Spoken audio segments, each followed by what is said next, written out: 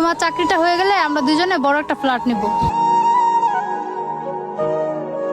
আরে ওটা কারে দেখলাম, জীবন মনে হয়? আরে হ্যাঁ, ওটা তো জীবনই মনে হইতেছে, যাই তো দেখি। আচ্ছা তুমি একটু দাঁড়াও, আমি ওর সাথে দেখা করে আসতেছি। আচ্ছা ঠিক আছে, আমি এখানে ওয়েট করতেছি, তুমি কথা বলে আসো। আচ্ছা দাঁড়াও। এই জীবন, আরে বৃষ্টি, তুমি? তুমি কি জানো তোমার সাথে রিলেশন ব্রেকআপ করে আমি অনেক ভালো করছি।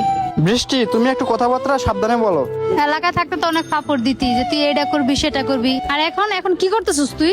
আর শোন, তোর একটা কথা বলি, ওই দেখ আমার পিছনে আমার বয়ফ্রেন্ড, তোর থেকে কত সুন্দর, স্মার্ট, হয় তোর থেকে অনেক সুন্দর। আর আজকে হয় যাইবো বড় একটা কোম্পানিতে ইন্টারভিউ দিতে, বুঝছস? আর ওর স্যালারি কত জানিস? 2 লক্ষ টাকা।